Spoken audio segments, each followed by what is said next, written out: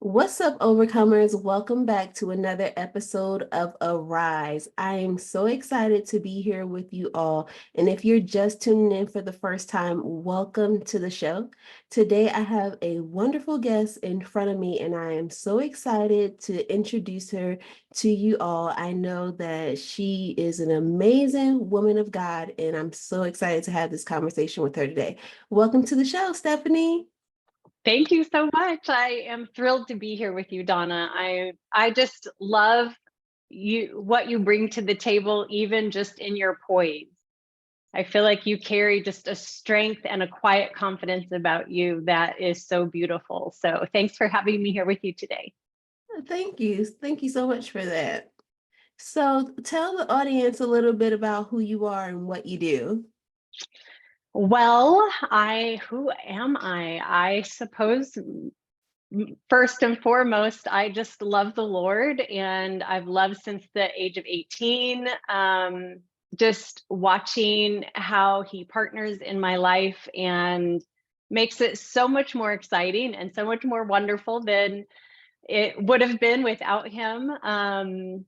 So that's first and foremost. But I am an executive coach. I love coming alongside just leaders in any sphere, mid-range manager type leaders, as well as CEOs and executives of companies and leaders in the church. I have a lot of my training through times of being volunteer and on staff at churches. And so I really have an eye for looking at the organization, excuse me, and how the organization functions through the leadership of the people. And so that is a passion of mine. I absolutely love it. I absolutely love to help strengthen those relational core that makes your company, that makes your churches run faster, better, more cohesive, more enjoyable when your relationships are good and your leadership is good. It's such a joy to be able to work with top-notch, amazing, knock out of the park kind of leaders. Awesome. And Yeah. how did you get into this line of work or this line of coaching and developing this passion to be able to lead others? Yeah, I think it's so fun that I have really thought through where did this originally come from, and I think back to just how God has wired me.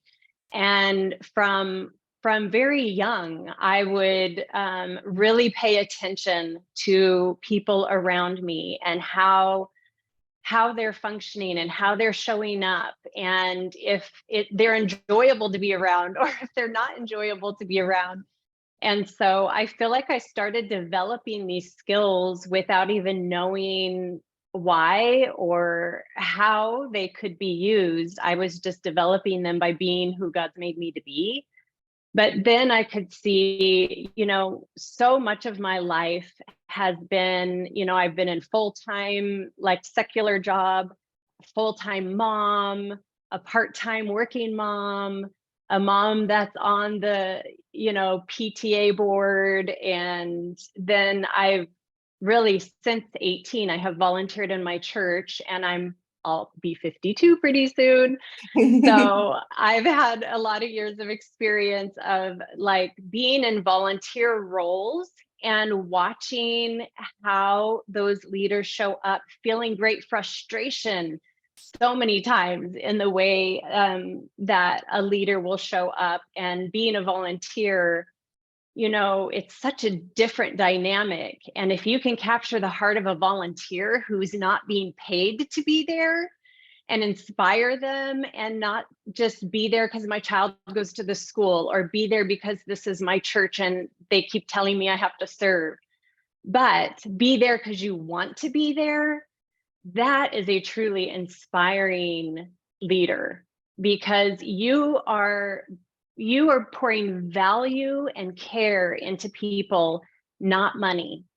And how many businesses and jobs out there they want to give you a good salary and they just show up and do the job.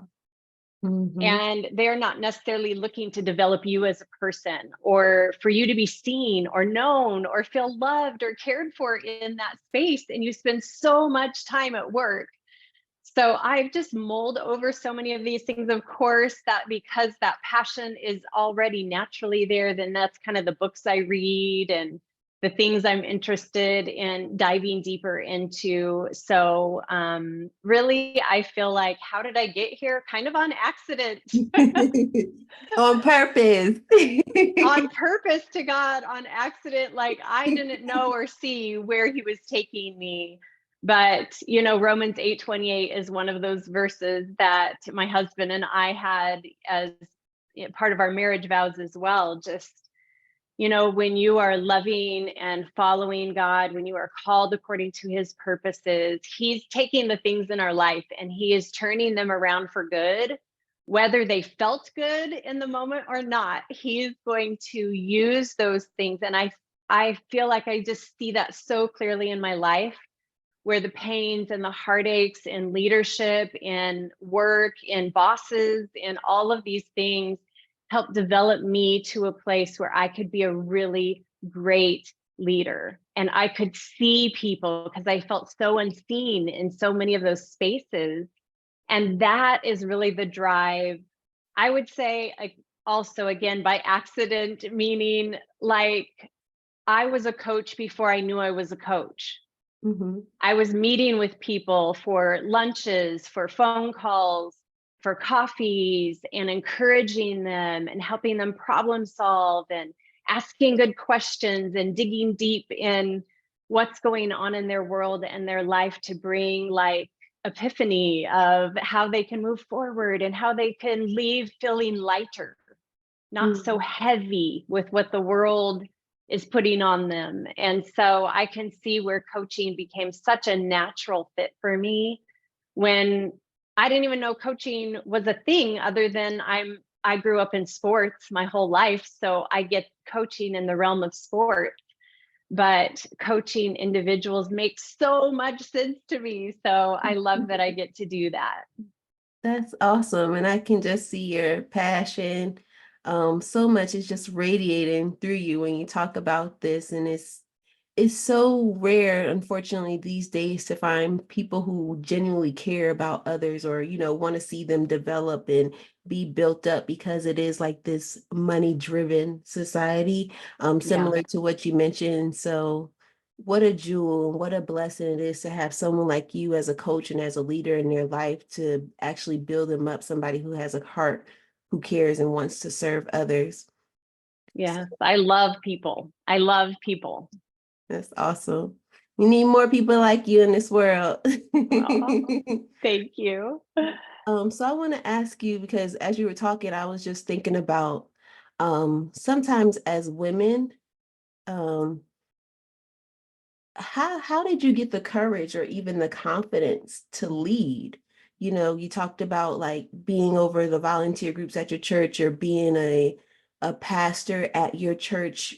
Where did you get the confidence and the courage to walk out these actions and in these roles? Yeah, that's such a great question. You know, I don't know if you know anything about Enneagram, but I'm an Enneagram 8.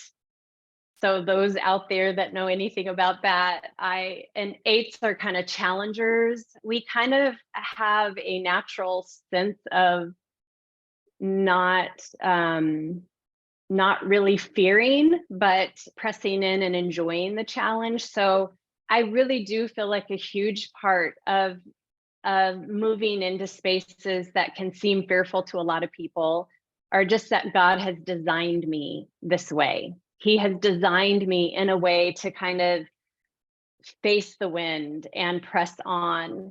And so and then there's the training, the training again that we're unaware of that's happening, but God is like, he's like, girl, I got you. I see a future for you. And we're going to work some muscles that you might not love sometimes, but we're going to work some things out because I'm taking you to a place that you cannot see yet, but I see it and it's beautiful and wonderful. And so, um, I got married at 20. And so even some of the things younger than that in my younger life, where my dad was very adventurous and would push us to do adventurous things. And so we were, I have stories of the fish hook in my leg or getting the leeches or ticks off of me from the camping that we did. I grew up in Nebraska and we stayed in the same home our whole lives. And my dad would make things an adventure. We had a 2-bedroom house with 4 kids and mom and dad. And so as the kids were coming one after another, my dad made our attic into a bedroom. So until he got the stairs built for a couple of years, we climbed a rope to get to our bedroom as little kids. Oh, So wow. I see, and that might not seem like it even fits together with your question, but I'm just saying I see all these little things where God's building resilience, and where it may feel like a hardship to somebody else, it felt like an adventure to me. And so at 18, I give my life to the Lord. At 20, I get married and move to South Africa.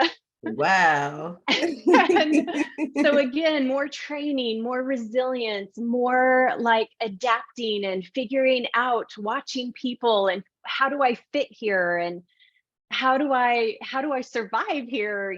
How do I connect with people that haven't known me their whole lives and they're just getting to know me fresh? And then, becoming a mom, that's always, another challenge that's in there. But if I kind of fast forward to some of the things that might seem really scary to other people, maybe moving to South Africa would be one of them. But I remember just God, I would be in circumstances and situations, and I'm super happy to not lead, Mm. but I would always end up leading eventually.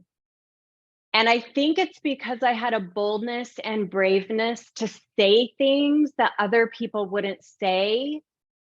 And others would see leadership in me and start pushing me in that direction. And I wasn't saying it to become a leader. I was just like, hey, could we do this a little more efficient? Could we do this a little, better? Like, as a volunteer, when I show up and then nobody's there to tell me what are we doing, I feel like you're wasting my time. Like, I would be the person that would step up and say these things, where most people are like, just be quiet, don't say anything, just go along with it, and maybe be disgruntled a little bit inside of them, but not say it out loud. And Mhm. I've always seen it as, this will help everybody grow to know how it feels on this side of things when you're leading something. And so, of course, some leaders don't love that, but others hadn't really embraced it or seen in me, wow, we could entrust this person with more. And so I just have seen that in my life over and over again, where I'm even at times, I even purposefully looked to hide in the background. Mhm. And I just couldn't for very long. And it's not because I tried to be pushed to the front. How I'm showing up is I'm contributing. I'm showing up, and I'm not just being a wallflower. I am trying to lovingly communicate things that would help, that would build, that would strengthen. And because that's just a natural part of who I am, people would continually put me in these roles of leadership.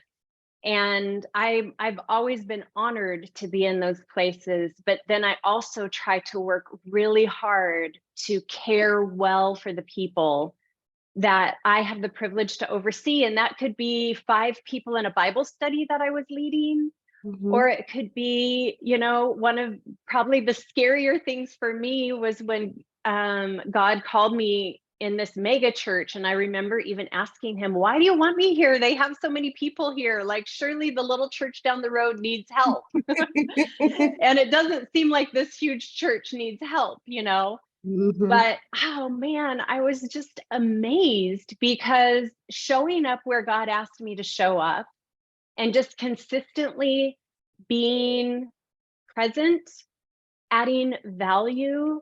The next thing I know, I'm being asked to lead a volunteer team. that led 200 women a week in with teaching and then breakout sessions. So like mini Bible studies after the teaching.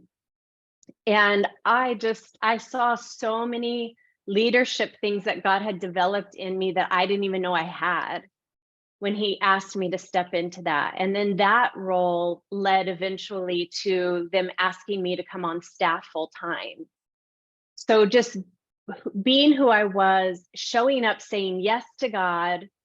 If he would have showed me that eventually on staff, I would be talking on a platform to 2,000 women at a women's night, or even up to 10,000 women on certain huge conferences and things like that, I would have like, no, thank you. I'm gonna shrink back, and somebody else could do that. I don't need the limelight. I don't need to do those things. Mm-hmm. But again, just that simple, small obedience, step by step, God was forming and developing things in leadership that I did not have a clue. I think one of my names for him is the God of sneakiness. He knows how to sneak us in ways that push us, but aren't totally out of our comfort zone. Or maybe they are for a moment, but it like is still a doable step. And then the next thing, and then before you know it, I'm like, what is happening? So it's been a fun ride with God, and I've seen his development and his care for me in ways that I couldn't even have imagined in the moments they were happening. So love you, God. Yes. And I want to pause real quick, like just for the audience, because I really hope that you heard what Coach Stephanie said, even though she was given her experiences about God has used her. But the key thing is that, because the question was, how did she gain the courage and confidence to lead? And so if there's something that God is calling you to do, one of the keys that she said is to just give God your yes, to be obedient to him, and to just allow him to use what he's giving you. And so that's all that she did. And that's the same thing that you can do today as well. So um, so Stephanie, what are some of the common barriers that prevent individuals from breaking free from, stagnation, or as a leader moving into that next step? And what are some strategies that maybe you have used in the past that helps them to get to their transformative growth? Yeah. It's so interesting. I think sometimes people take on titles that have been spoken over them. Oh, you're so shy, or, there's just different titles that can be given. You're difficult, or things that kind of ride on our heart and we accept as truth.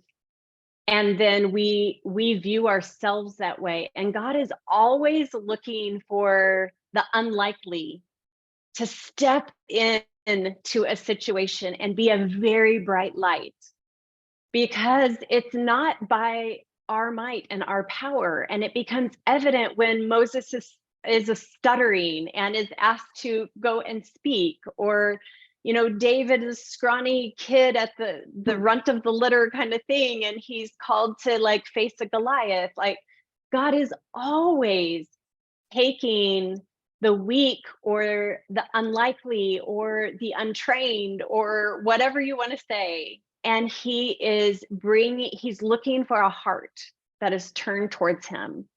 So I would say it even reminds me of a client that I had, that he was seeing himself as kind of that quiet, reserved, and he was in a season of his life where he wanted to step out, but he just saw himself as awkward. That's what it was, socially awkward.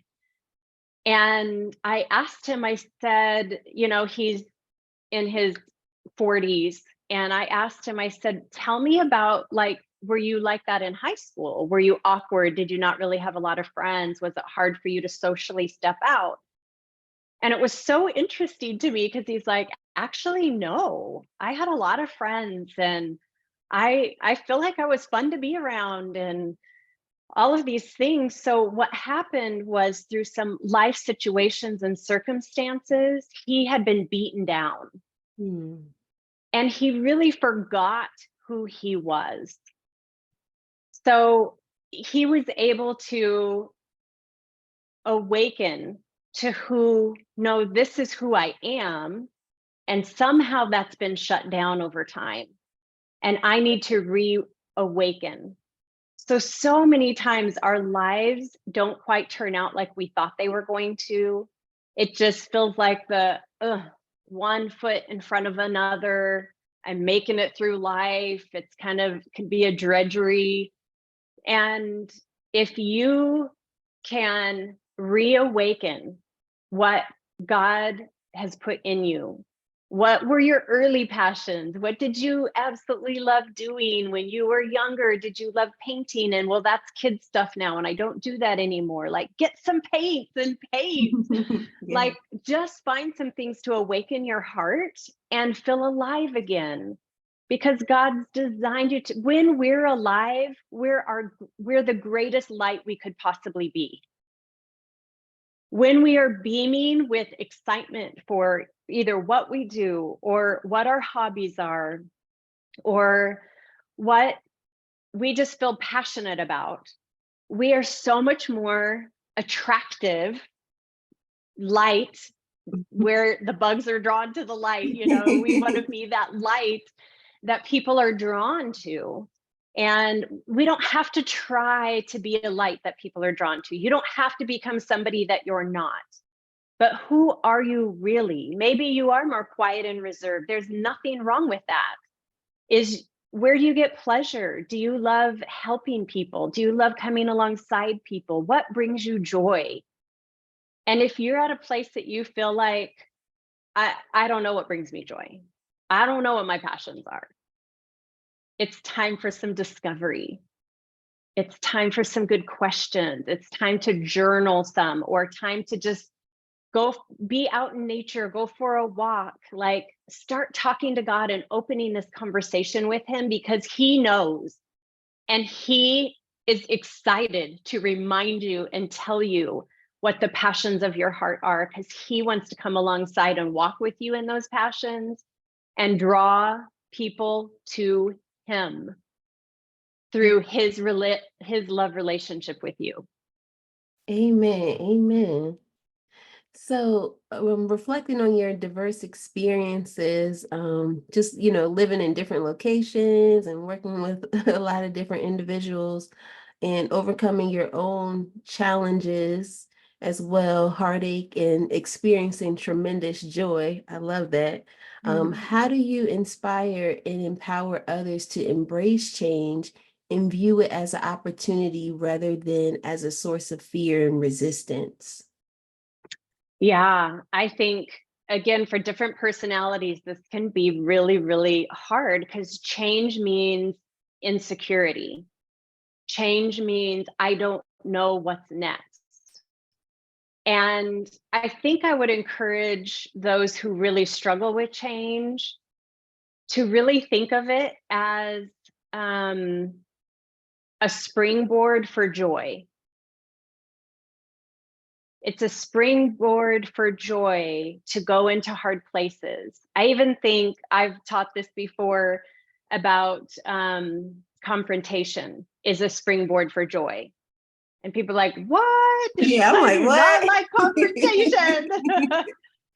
Why it's a springboard for joy is, for one, we kind of make confrontation into a dirty word, and everybody's like, "Ugh," which it's not. It doesn't mean I'm going to go beat somebody up, which that could be a Maybe. confrontation, but I'm just saying that's not the kind of confrontation we're talking about that brings joy. But when when you have something sitting on you, maybe it's between a friend that there's an issue, and it weighs on you, it sits on you. You go to bed at night and you're thinking about it. It's hard to go to sleep. Like, when you have those situations and you're willing to say, okay, how can I come to bring understanding where there's misunderstanding or where there's pain or where there's hurt.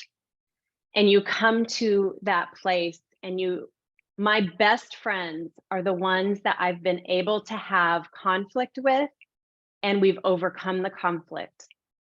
Now I feel more secure than I did before the conflict.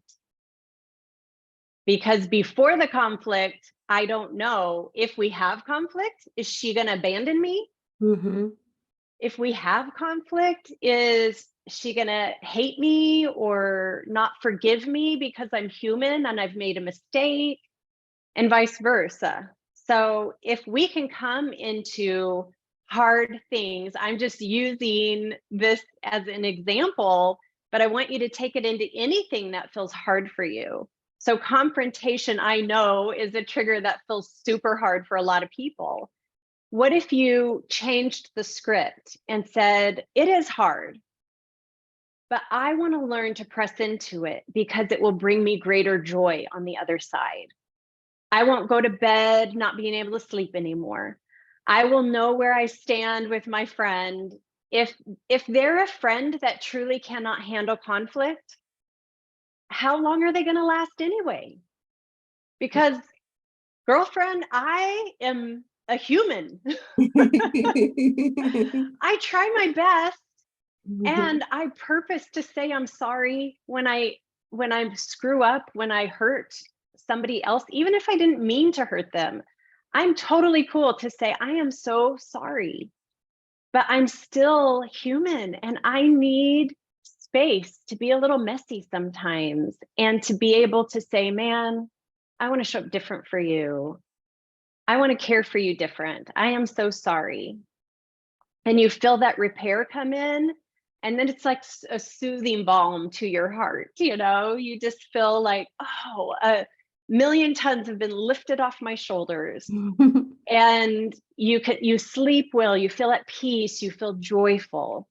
That is the same with anything that's going to stretch you and push you, that's going to bring change to you. It's the changes. Moving to South Africa was such a huge change for me, but it changed who I was for the better, because I had to learn to adapt. I had to learn a new culture.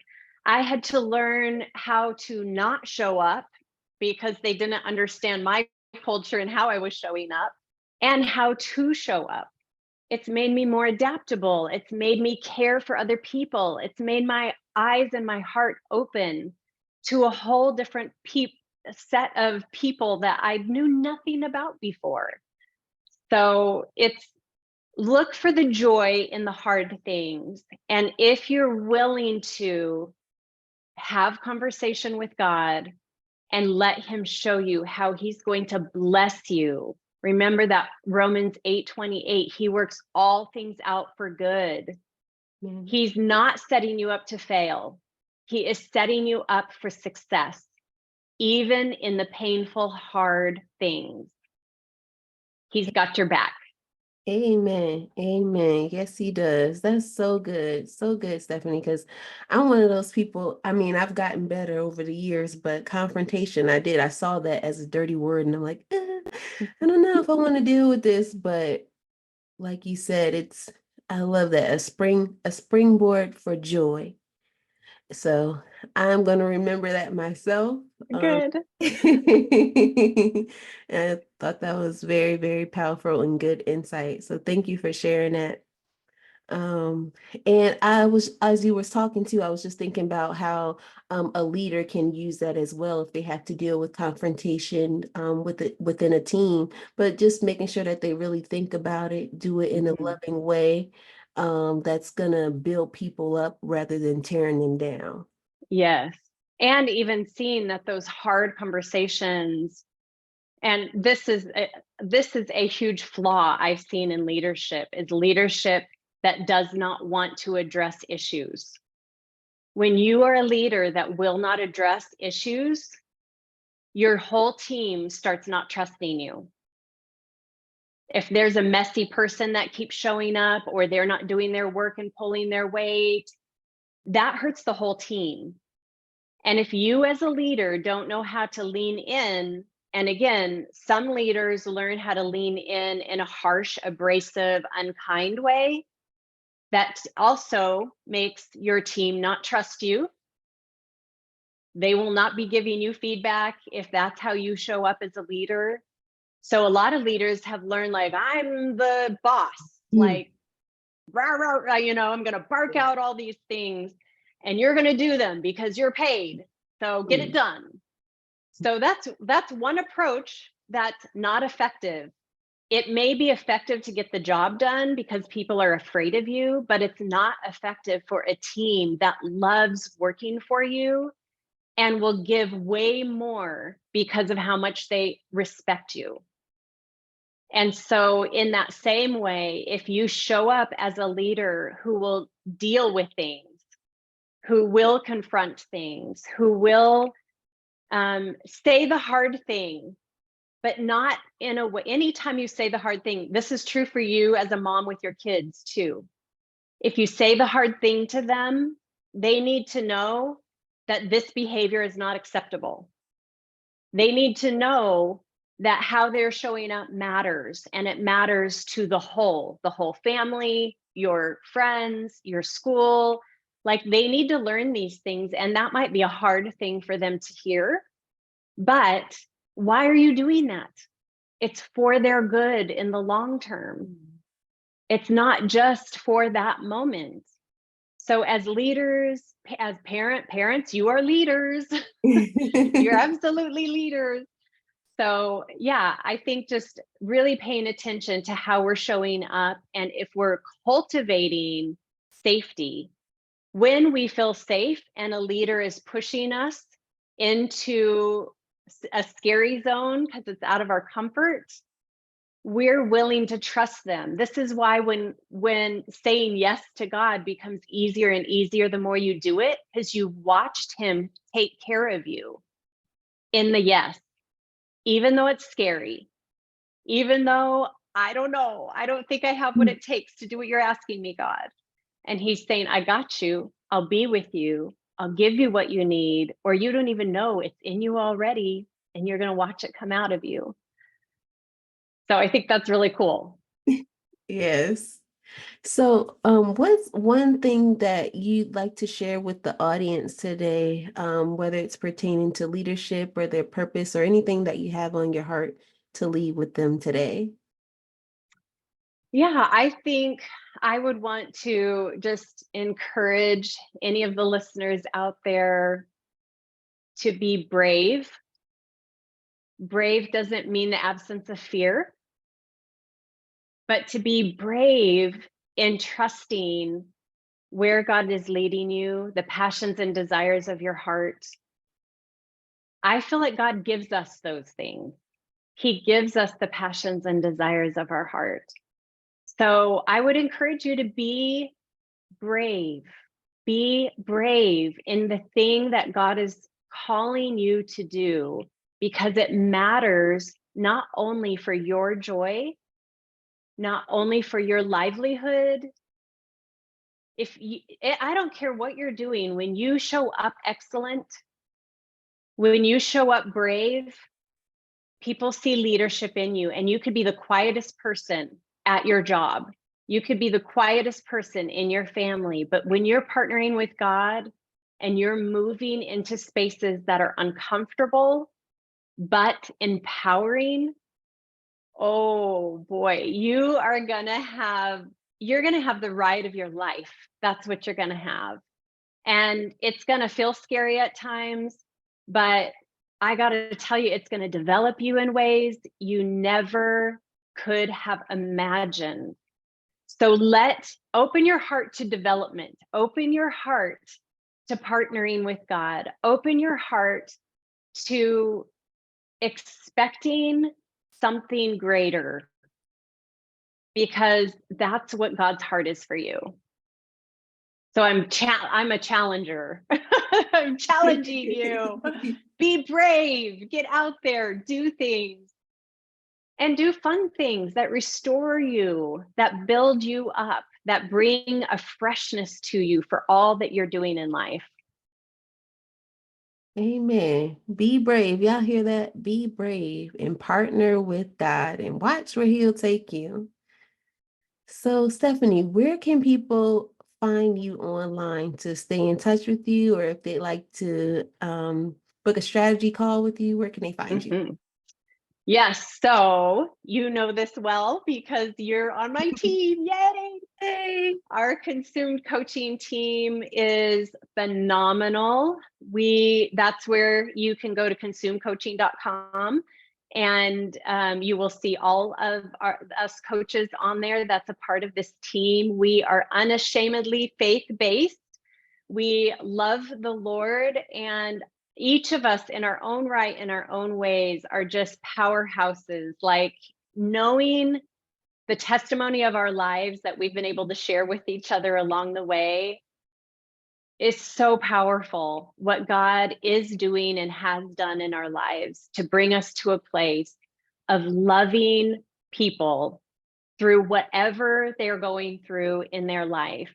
And again, my focus is really executive coaching, leadership coaching, really helping the entrepreneur, the CEO, the manager.